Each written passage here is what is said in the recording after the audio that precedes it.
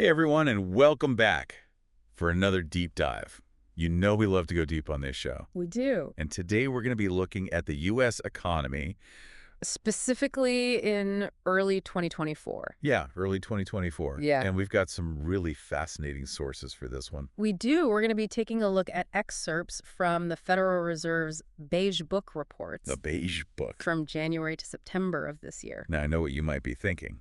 The Beige Book, kind of a boring name. It does sound a little dry. It does sound a little dry. Okay. But I promise you, this is where the real story of the economy unfolds. It's a collection of anecdotal reports from businesses all across the country. So think of it as a pulse check on Main Street. Yeah, what's really happening out there in the real world? Exactly. In factories, stores, and offices. So it's not just numbers on a spreadsheet. This is like real people telling their stories. Exactly. Hearing from business owners and workers on the front lines about what they're experiencing. So by the end of this deep dive, you'll have a much better grasp of these key economic forces that are shaping all of our lives. You'll be able to spot the trends impacting your industry and your region. Exactly. So let's zoom out first to get the big picture.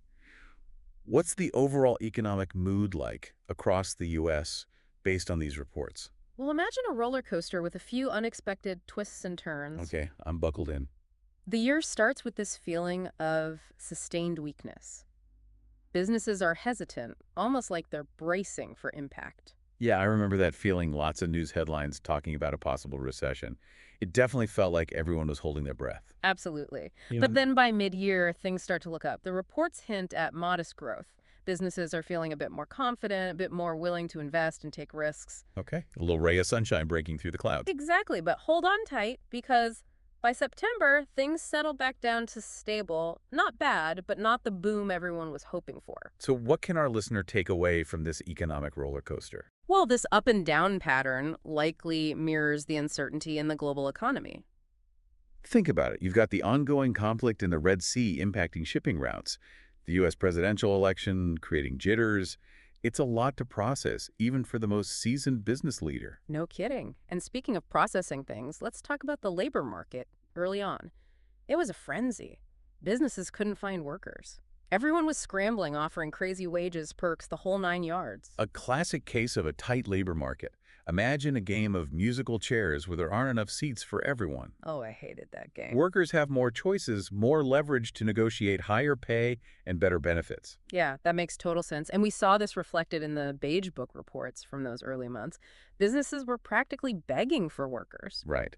But then as the year progresses, things begin to shift. By July, many companies report that they no longer need to offer above-market wages. The music stops, and suddenly there are enough chairs for everyone. That is a pretty dramatic shift. What happened? Did everyone suddenly learn to code overnight? Not quite. There are several factors at play.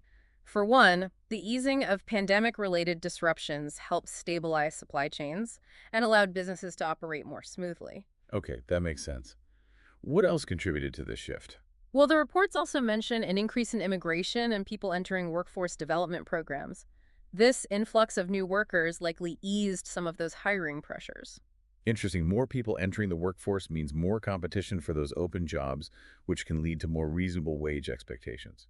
Precisely. But it's not all sunshine and rainbows. While the overall labor market is easing, the Beige Book hints at potential layoffs in certain sectors, particularly tech. So it's not a complete reversal of the tight labor market.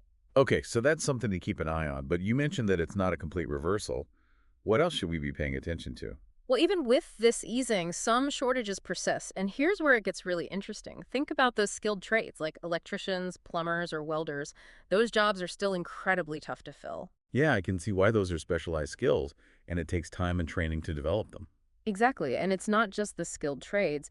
Temporary roles are also difficult to staff, think. Seasonal jobs, project-based work, things that don't offer the same level of stability as full-time positions. Right, so for our listener, if you're involved in hiring, think about how these trends might be playing out in your industry. What skills are most in demand in your area? What types of positions are proving the toughest to fill? It's a great question to consider because as the labor market continues to evolve, Understanding these nuances is key. Now, while we're on the topic of things impacting your budget, let's tackle inflation. Ugh, inflation. That's the word on everyone's mind, and it certainly doesn't disappear in early 2024. True, it remains a concern throughout the year, according to these Beige Book reports, but there is a glimmer of hope signs of it moderating by mid-year. Okay, I'll take any good news I can get. So what's the story there? Why does inflation seem to be cooling down? Well, imagine a tug of war between two powerful forces on one side. You have rising input costs. Businesses are dealing with higher expenses for everything from insurance to freight. And on the other side, you have consumers pushing back against those higher prices. Exactly. Consumers are becoming much more price conscious. They're not just accepting price hikes anymore. The Beige Book even mentions retailers offering discounts and promotions to attract buyers. So it's a battle between businesses trying to protect their profit margins Mhm. and consumers trying to protect their wallets. Exactly. And this tug of war is playing out across the country, impacting everything from restaurant menus to grocery bills. I know I've definitely changed my spending habits because of inflation. I'm much more aware of prices now and definitely look for deals and discounts. It's a natural response when prices go up, we all have to adjust. Absolutely. And speaking of adjustments, let's move on to another sector that's seen its fair share of ups and downs, the real estate market. Ah, real estate. It's a fascinating one because the Beige Book paints a picture of two very different realities. We have the residential market showing signs of improvement, while the commercial sector faces some serious challenges. Okay, let's unpack that. What's happening in the residential market? Well, single family home sales are picking up. People are still eager to buy, especially as mortgage rates start to inch down a bit. But there's a catch, right? Right. I've heard whispers of low inventory. You heard right. Inventories remain low, especially in those hot housing markets. So even though more people want to buy, there just aren't enough houses on the market to meet that demand. So it's like a game of musical chairs again, but this time with houses. A perfect analogy. And this scarcity is driving up prices in many areas. It's basic supply and demand at play. Got it. Now, what about the other side of the real estate coin, the commercial sector? We know this one is a bit more gloomy. Yes, that's where we see the real strain. Office space in particular weakens noticeably throughout the year. Vacancy rates are up, rents are stagnating, and new construction is slowing down. So those towering office buildings in major cities might not be so full anymore. Exactly. And several factors are at play. The shift to remote work is a big one. Companies are realizing they might not need as much office space as they used to. Plus, those higher interest rates we talked about earlier make it more expensive for businesses to take out loans for new construction or renovations. It's a tough environment for commercial real estate. It is now, before we move on, I want to point out an intriguing detail from the reports. While many areas grapple with low housing inventory, some regions, like Florida, experience a surge in available homes. Really, that goes against the national trend, what's happening in Florida. It's hard to say for sure without more data, but it could be due to people leaving after Hurricane Ian last year or retirees deciding to cash out and head for cooler climates. Or maybe it's a combination of factors, but it does highlight how much variation there can be in the real estate market, even within the same country. Absolutely. It's crucial to look beyond the national headlines and understand what's happening in your local area. So, for our listener, how has the real estate market in your region been affected?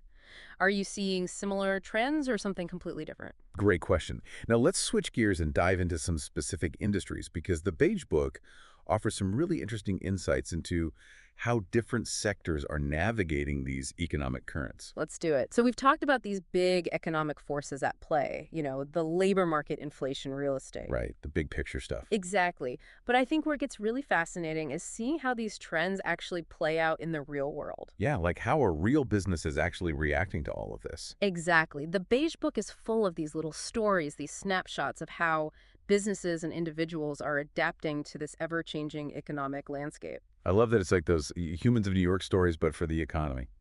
I like that analogy. So give us an example. Yeah. What are some of the stories that jumped out at you from these reports? Well, one that really struck me was in the April report from the Richmond Fed. It's a quote from a manufacturing executive, and he says, "We no longer need to offer above-market wages to attract qualified candidates."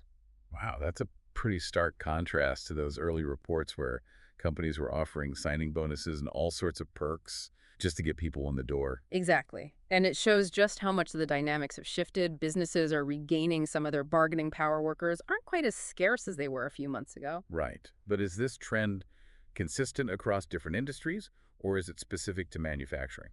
Well, the May report from the Kansas City Fed offers a similar story from the service sector.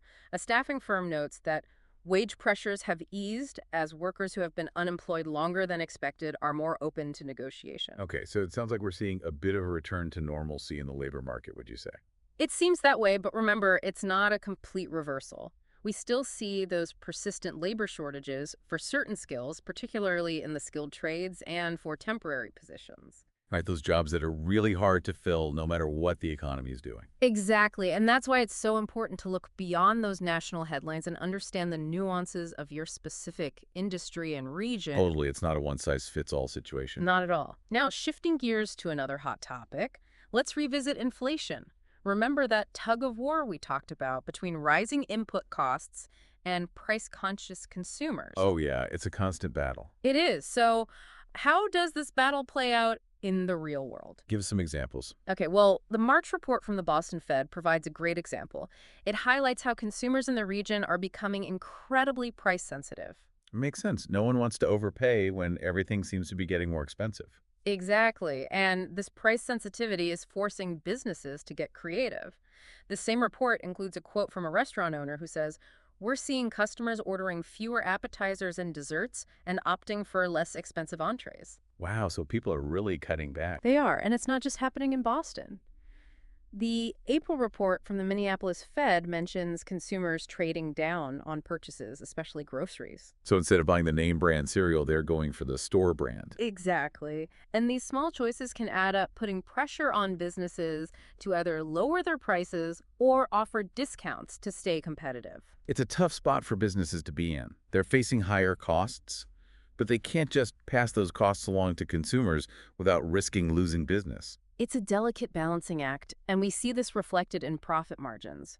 The July report from the Atlanta Fed notes that firms' pricing power weakened amid softening demand. So essentially, they're making less money per sale that can't be sustainable in the long run. It's definitely something to watch. Now, remember our real estate saga, The Tale of Two Markets? Oh yeah, the residential market picking up steam while the commercial sector struggles to keep up. Exactly. Well, the April report from the New York Fed provides a vivid illustration of the frenzy in the residential market. It talks about bidding wars erupting in the suburbs, with homes selling for well above their asking price. Wow, so the housing market is still hot, at least in certain areas. It is, but there might be a glimmer of hope for buyers struggling to find a home. The September report from the Atlanta Fed notes that inventories are starting to increase, especially in Florida. Okay, so maybe the tide is turning a bit in the residential market. Yeah. What about the commercial side? Any signs of recovery there? Unfortunately, not really. The office sector in particular continues to struggle. The September report from the San Francisco Fed points out that demand for industrial space eased somewhat, suggesting the weakness in commercial real estate might be spreading beyond just office buildings. Oh no, that doesn't sound good. Yeah. And what about those commercial real estate loans coming due? Remember we talked about that ticking time bomb? Yes, that's a major concern. If property values continue to decline and businesses can't refinance those loans, we could see a wave of defaults, which could have a ripple effect throughout the economy. Okay, that's definitely something to keep an eye on. Now, I think it's important to take a step back and consider the overarching themes emerging from these reports. Mm-hmm. What are some of the key takeaways our listeners should be thinking about? Well, one thing that's crystal clear is that the economy is in a state of transition.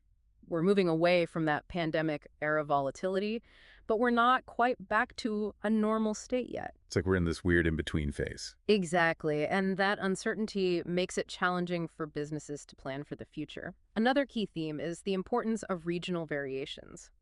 What's happening in one part of the country might be completely different from what's happening in another. Like that example of Florida's housing market bucking the national trend. Precisely, the national economic data only tells one part of the story. It's essential to understand what's happening in your own region and industry. So pay attention to the big picture, but don't forget about those local details. Absolutely. And finally, I think it's crucial to emphasize the resilience of the U.S. economy. Despite all the challenges, businesses are finding ways to adapt and innovate. Consumers are becoming more savvy and resourceful.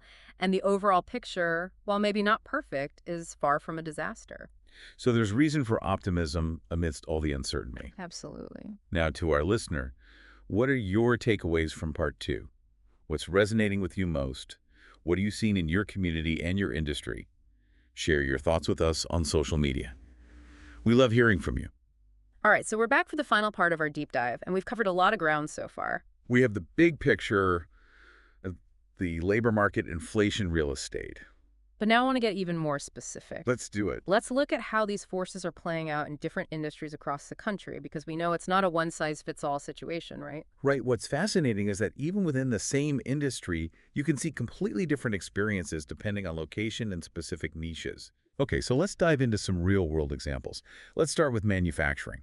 We know it's kind of a mixed bag overall, but I'm curious to hear about those sectors that are really struggling, and maybe some unexpected bright spots. Okay, well, one detail that caught my eye was in the January report from the Chicago Fed, they highlight the struggles of heavy truck manufacturers. Oh, interesting. Why is that?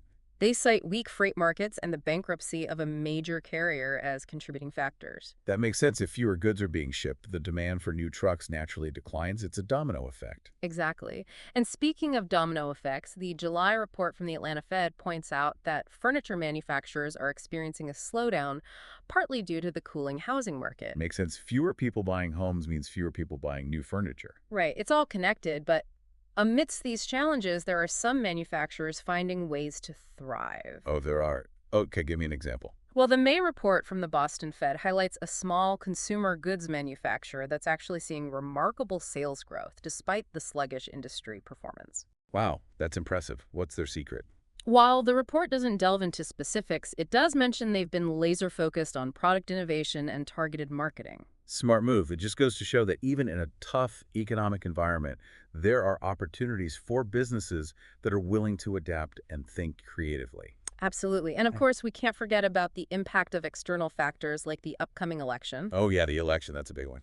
It is the July report from the Richmond Fed mentions how a textile company's clients are delaying big decisions because of the uncertainties surrounding the presidential race. Yeah, election anxiety is real businesses don't want to make big moves when the future feels so unpredictable. Exactly. And this caution can further slow down economic activity. Right. So let's shift gears a bit and talk about industries that rely heavily on consumer spending, retail, restaurants, tourism. How are they holding up in this climate? Well, one interesting tidbit from the April report from the St. Louis Fed is that an auto dealer in Louisville had to scale down their attempt to push electric vehicles onto the market Really, why is that? due to low consumer demand. Hmm, that is interesting, especially with all the buzz around EVs. But I guess adoption might be slower in some regions, maybe because of concerns about charging infrastructure or the higher upfront cost. Yeah, for many people, buying an electric vehicle is still a big financial decision. Definitely. And speaking of big purchases, the March report from the Philadelphia Fed mentions how the rising cost of new cars is further bifurcating the market. Now, that might sound like jargon, but what it really means is that the gap between those who can afford new cars and those who can't is widening. Ah, okay, so new cars are becoming more of a luxury good. Precisely, and this trend is something retailers are grappling with across the board. The May report from the Minneapolis Fed notes how consumers are trading down in a variety of areas, looking to spend less. So choosing the store brand over the name brand, maybe cutting back on eating out. Exactly, and this shift in consumer behavior is impacting businesses that cater to those more discretionary wants, like restaurants and entertainment venues. Yeah, if people are tightening their belts, those are often the first things to go. Right. The July report from the St. Louis Fed offers a vivid example. Marina owners in Kentucky are seeing a decline in boat rentals as customers choose to anchor boats in coves and swim instead of cruising the lake to save on gas. Wow, that's a really tangible example of how people are adjusting their leisure activities to cope with these economic pressures. It is, and it highlights the importance for businesses to stay attuned to these evolving consumer trends. Absolutely. Now, before we wrap up, I want to circle back to something we touched on earlier, those regional variations. I mean, the Beige Book is so fascinating because it really gives us a glimpse into how different parts of the country are experiencing the economy. What other examples did you come across? Well, one that stands out is from the April report from the San Francisco Fed. It mentions how retail businesses in Hawaii are still struggling to retain workers following last summer's devastating wildfires. Oh, wow. I hadn't considered the long-term economic impacts of those wildfires. It's a reminder that natural disasters can have a profound effect on local economies, disrupting businesses and impacting livelihoods. Right. And speaking of lasting impacts, the July report from the Dallas Fed highlights how communities along the Texas-Mexico border are still grappling with the effects of the migrant surge that occurred earlier this year. It's a complex situation with no easy solutions. It really underscores how economic trends can play out so differently depending on the local context. Couldn't agree more. And that's one of the things that makes the Beige Book such a valuable resource. It gives us that nuanced, on the ground perspective that you just don't get from national data alone. It's like having a conversation with people from all across the country and hearing their firsthand experiences navigating this economic reality. Exactly. Well, on that note, I think it's time to wrap up this deep dive into the U.S. economy in early 2024. Any final thoughts for our listeners? Just remember the Beige Book is a snapshot, a starting point, but your own experiences and observations are equally valuable. What are you seeing in your community, in your industry? What trends are you noticing? Exactly, because the more we share those insights and engage in these conversations, the more informed we all become. And in a world of constant change and uncertainty, knowledge is power. Well said. So until next time, stay curious, stay informed, and most importantly, stay engaged.